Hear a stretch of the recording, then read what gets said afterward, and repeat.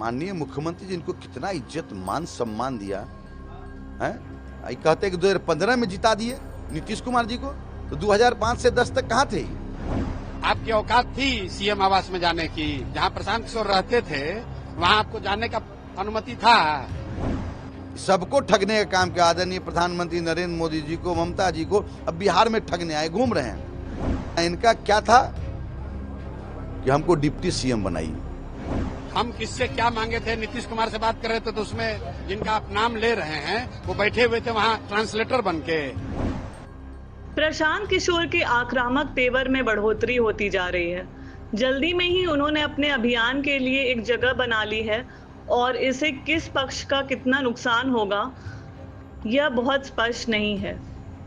अपनी अपनी सहूलियत से विभिन्न पक्ष के लोग यह समझ रहे हैं कि इन लोगों के द्वारा प्लांट किए गए हैं या उन लोगों के द्वारा।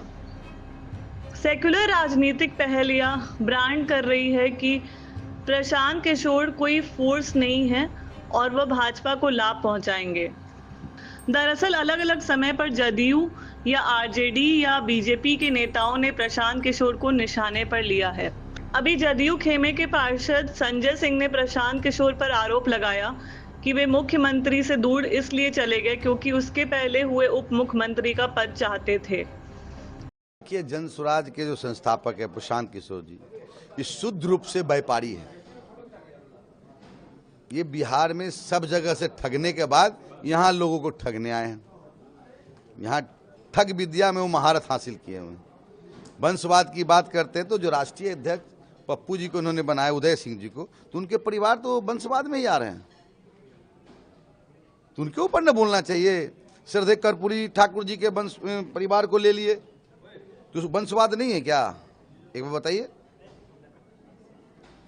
एक दलित महादलित परिवार में जन्मे हुए अशोक चौधरी जी की बेटी के बारे में उनका टिकट खरीदा, तो जो टिकट बेचा उससे क्यों नहीं सवाल करते हैं?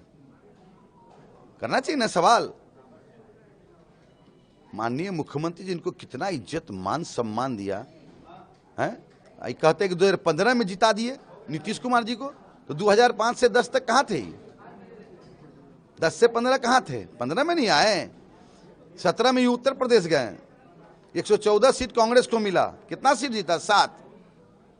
घाट रैली किए और कांग्रेस को घाट लगा दिए, घाट पर छोड़ दिए। इसलिए प्रशांत किशोर जी व्यापारी है। पैसा से कोई पार्टी नहीं बना सकता, सत्ता में नहीं आ सकता। अडानी अंबानी भी पैसा के बल पर देश में प्रधानमंत्री हो जाते। सबको ठगने का काम किया आदरणीय प्रधानमंत्री नरेंद्र मोदी जी को, ममता जी को, अब बिहार में ठगने आए, घूम रहे हैं। ये ब्लैक मनी को व्हाइट मनी करने के लिए घूम रहे हैं। लेकिन और एक बात सुन लीजिए, ये जब नीतीश कुमार इनको लाए, उपाध्यक्ष बनाए, इनका क्या था कि हमको डिप्टी सीएम बनाइए। प्रमुख मीडिया के सामने प्रशांत किशोर ने अपने कैंपेन के दरमियान इस नेता का नाम लिए बगैर प्रेस से कहा है कि उन्हें पता लगना चाहिए कि जब मैं नीतीश कुमार से ऐसी मांग कर रहा था तब क्या वह वहां अनुवादकर्ता के रूप में मौजूद थे। विगत 3 साल से प्रशांत किशोर पश्चिम चंपारण जिले से शुरू कर बिहार के बहुत सारे प्रमुख भागों में पैदल मार्च कर चुके हैं। उनकी संस्था रही है आईपाक। जानते हैं कि आईपाक का एग्जीबिशन रोड के एक भवन में किराए पर लिया गया पूरा 3 फ्लोर है।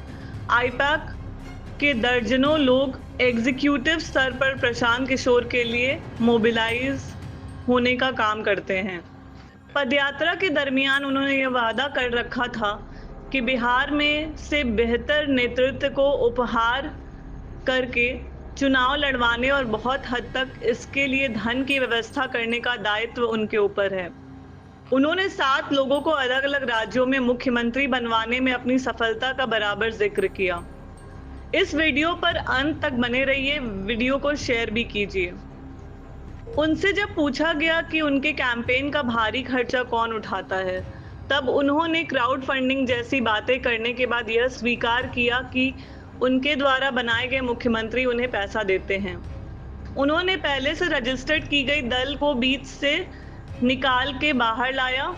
समावेश करने के बाद उन्होंने अंतरिम रूप से एक दलित और प्रभावशाली व्यक्तित्व के धनी भारती को कार्यकारी अध्यक्ष बनवाया, परंतु सारा कैंपेन उनके द्वारा, उनके आईपैक के एग्जीक्यूटिव के द्वारा चलाया जाता है और कैंपेन के केंद्र में हमेशा ही प्रशांत रहते हैं। बिहार में 4 सीटों पर उपचुनाव हुआ और इन सभी पर एनडीए के प्रतिनिधि जीत गए तथा इंडिया गठबंधन के सभी 4 प्रत्याशी चुनाव में परास्त हुए।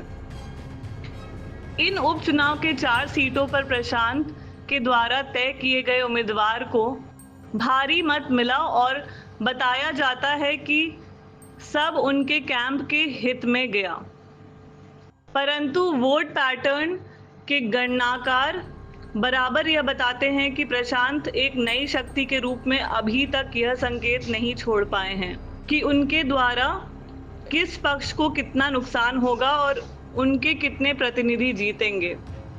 प्रशांत अपने कैंपेन को घोषित तो इस तरह करते हैं कि वह बिहार में सरकार बनाने के लिए मैदान में उतरे हैं। जैसे जैसे चुनाव राजनीति का जोर बढ़ेगा, यहाँ पक्का होने लगेगा कि प्रशांत अनुमान से परे की शक्ति हैं। प्रशांत किशोर ने कहा कि यह सभी जानते हैं कि वह मुख्यमंत्री के घर पर ही रहा करते थे। जानते हैं कि प्रशांत को पहले मुख्यमंत्री ने चुनाव स्ट्रैटेजी करके तौर पर साथ लिया था। प्रशांत किशोर को अब दूसरी दफा जब नीतीश जी ने अपने साथ लिया तब उन्हें कैबिनेट रैंक के मंत्री का दर्जा और पार्टी में भी जगह दी। प्रशांत ने संजय सिंह पर निशाना साधते हुए कहा है कि उस समय तक तो मुख्यमंत्री के आवास में संजय सिंह जैसे नेताओं को प्रवेश तक नहीं मिलता था। आगे देखिए पूरा वीडियो। लेकिन बड़ी जिम्मेदारी उनको दी गई, लेकिन प्रशांत किशोर नीतीश कुमार के विश्वास पर सबके बयान पर उत्तर देना जरूरी नहीं है। आप पत्रकार हैं, आप पहले वो पूछ लीजिए कि आप वहां बैठे थे, आपकी औकात थी सीएम आवास में जाने की, जहां प्रशांत किशोर रहते थे वहां आपको जाने का अनुमति था। हम मुख्यमंत्री के घर में रहते थे, ये बात कोई छुपी हुई है। हम किससे क्या मांगे थे, नीतीश कुमार से बात कर रहे थे तो उसमें जिनका आप नाम ले रहे हैं वो बैठे हुए थे वहां ट्रांसलेटर बन के। भाई मुझे सुनिए, ऐसा है बिहार में क्या कहना चाह रहे हैं आप खुद लोगों से देख लीजिए। हम तो जो लोगों से बात करते हैं आपके सामने, मीडिया के सामने कर रहे हैं, और लोगों ने यहाँ वर्डिक्ट दिया है। आप जाकर लोग से पूछिए कि क्या प्रशांत किशोर के कहने पर झूठा हाथ उठाए थे या सही में उठाए थे। आप जाकर लोग से पूछिए, और हमको क्या लगेगा। उनके पिताजी और माताजी के हाथ में और उनके मामा लोग के हाथ में सुरक्षित था। 70 बार 200 बार बोल चुके कि भाई जन स्वराज 243 सीट लड़ेगा, न चुनाव से पहले गठबंधन न चुनाव के बाद गठबंधन।